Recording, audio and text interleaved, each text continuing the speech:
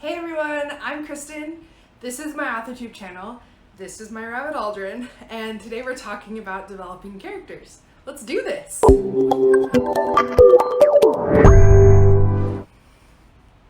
Okay, I wanted to introduce you to one of my rabbits. He's one of three. His name is Aldrin because I'm obsessed with space, and he's one of my little loves. And I talk about rabbits all the time. Like I said, I have three. And I just wanted to introduce him today because he's adorable. He's also my favorite writing buddy, not my favorite rabbit. My favorite writing buddy. He's super chill. He'll just sit while I write, or he's not chill and will run around like a crazy person. So one of those two are usually the reality, but either way, he's my baby, and I love writing with him and having him in my life. Anyway, so today we're talking about character development. Developing characters is so hard. I mean, obviously it's hard because if it wasn't, everyone would do it, right? But like making characters that are complex, that are believable, that have flaws, that have real emotions, like that's really hard. But it's not impossible, and it doesn't have to be super overwhelming either. As part of my writing journey, what I've done is try to make my characters, the creation of them as easy as possible. And I do that by making a list of things that each of my characters need to have. And I wanted to share that with you guys today. So the first thing that I do is I give them a goal. I think everyone needs goals, whether you're a fictional character or not. It gives us purpose. It helps us to understand like what we're trying to do in life. It gets us from one point to the other, and it's really important, but not just for like us, for also the fictional ones too. So it's important that each of my characters have that as well, because I want them to be believable and relatable and likable, to be honest. And characters that don't have goals or that are kind of wishy-washy or just kind of meh, and I don't want meh characters. So I give each of my characters a goal. I also give them motivation. Characters that are motivated are characters that people like and that people root for. And so I try to make my characters all very motivated. And it's not always like, oh, hey, Kristen is motivated to do this because of this. Like, it's not always something that I spell out, but it's always something that I, as a writer, know exists. Because what I know then goes into the writing and to their behaviors and stuff like that. And it just makes them a lot better, well-rounded, more colorful, and just, yeah, better characters. So I give them a goal and I give them motivation. I also give them a purpose. I had a professor in college who gave me fantastic advice when it came to writing characters. It's like, give them a purpose or get them out. And at first I was like, that's a little harsh, but it's realistic is what it is, because if you don't have a purpose, what are you doing in my book? You don't write characters for the sake of writing characters. You write characters that can help develop your main character. You write characters that help prevent things from happening or moving the plot forward, all sorts of things. But if they don't have a purpose, like, they don't belong there. And in the same vein, the same professor actually, thanks Professor Allen, he also mentioned that, well, let's see. He used an example of siblings. He's like, why does your main character need 5 siblings when one will do? So he was a big fan of mashing characters together. And it kind of goes with the same thing. Like, what's the purpose of having so many of them when one can do the same thing? You just kind of add in the fighting, you add in the support, and suddenly those 5 characters that you thought you needed, you can get by with just one. So that's important as well. Make sure that they have a purpose. I also give them fear. And this is something that I wish wasn't true about the human condition, but it is. That we're very motivated and driven by our fears. They shape us. And so in order for characters to be believable, they need to have fears as well. And so I always give my characters fears. I give them not just like random fears, like I'm afraid of whales, or what if there's a shark in the water? I don't want to go swimming.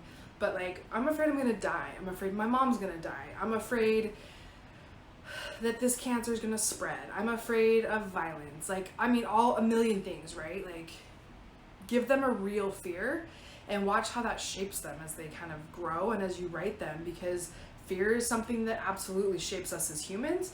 And if you're making characters, of course they need to have fears because they need to be well-rounded. So I give them fears. I also give them a lot of flaws because no one likes, I just bumped the camera, sorry, still newbie at this. No one likes perfect characters. No one believes perfect characters. No one relates to perfect characters. So flaw it up, because the flaws are what makes the characters believable and fun, and it makes them do stupid things that makes the conflict go crazy, and it's what makes your characters really well rounded and really like believable as well. In Kristen fashion, I have a list. Oh, you don't like the list? I also give them interests. So for one of my stories, my works in progress, my character loves rabbits. So I give her, I think he wants to say hello. Say hi, Aldrin. I give her a hobby, and that's pets, and she loves her rabbit and she takes him for walks. It's not this rabbit, but it's just an example of potentially something that could be really fun to include and something that she likes as a person. So adding that extra depth and that character and that flavor to your people that you're building, your characters, is really important. So give them interests, give them passions, give them stuff that they like, because that's what makes people like people, right? And you want people and your readers to like your characters. They also need little quirks. So everyone's weird, right? Like, I'm weird, my coworkers are weird, my friends are weird, everyone has quirks. So give your characters quirks too. I always make sure to add something like funky, and like everyone has quirks in my stories. Just because it's fun and it adds personality. And the thing that I like the most about characters and building characters is names. I think that they're so important. It's how people identify with themselves and with others. It's also a great opportunity to kind of spell out the time period and the area of the world, and also like family heritage, all sorts of stuff. And so you can really do a lot with names. I think it's a really great opportunity to build out your characters a little bit more. So I try not to just do like babynames.com and pick one that I like. I try to kind of put a little more emphasis in the names that I give my characters so that it adds meaning, because I think that's really cool. I also give them a desire. And desire is a really fun thing for me, because sometimes it prompts them into doing something fun that like makes the plot go further and it makes them grow as a character. And other times it's a temptation and it's a challenge that they have to overcome. So tossing things like desire in there, super fun. There's two more. The first is choices. People in general have choices, obviously, and letting your character have choices and kind of mourning over which one she's gonna pick and like which one is better, and going through that pain is really important to developing well-rounded characters. And so allowing them to have choices and not just pigeonholing them into one way is important. And even though you're the writer and you can pick which way they're gonna go, presenting those choices and letting them kind of pain and deliberate over them in front of the audience is really important. And it's going to really make a huge difference as you're kind of developing your characters. And the last one is give them love. Maybe it's not a boyfriend or a girlfriend or a husband or a wife. Maybe it's friends. Maybe it's something that they love. Maybe it's a pet that they love. But give them love and watch that really kind of grow as your story grows and as your characters develop.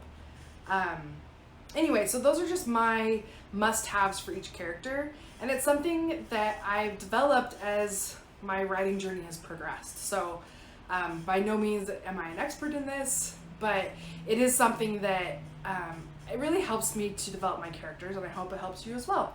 So with that, Aldrin and I will say goodbye, and I will see you in one of my next videos.